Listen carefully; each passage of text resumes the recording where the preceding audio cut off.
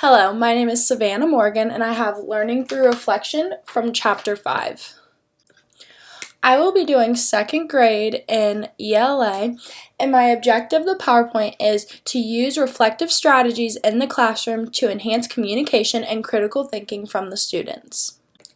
The first strategy I'd like to use from this chapter would be brainstorming. Brainstorming is when the students take some time to write down ideas that they have before or after you read, before or after writing. The activity I'd like the students to do is we're going to write personal narratives. I would like each of the students to make a list of at least 10 ideas that you could write about for a personal narrative. The second strategy I'd like my students to try is think, pair, share. Think, pair, share is when students work independently, then they discuss their work with a partner, and then they share out loud to the class. The activity I'd like to pair along with that is after reading the book, If You Give a Mouse a Cookie, we're going to add our own ending to the story. So I'd like the students to come up with their own ideas of what they'd like the new ending to be, then pair up with a partner and talk about it, come to a conclusion of one, and then after discussing with the partner, we can share the ideas with the class and come up with a class story to add on to the end of the book. The third strategy my students could use is connecting, and the connections can be made either through text to self, text to text, or text to world.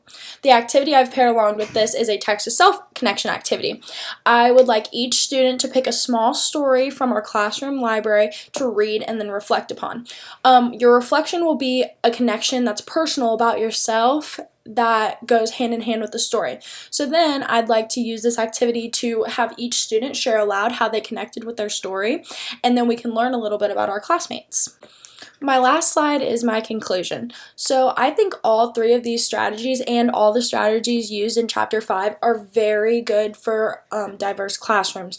So each strategy is very personal to the students, where they can either come up with their own ideas, write down their own feelings, or use the other ideas of students or from the whole class discussion. So then that can give them ideas. So there's a lot of different ideas being generated, and all of these strategies can be used from any level, whether it be struggling or exceeding, because they can push themselves to whatever they may need.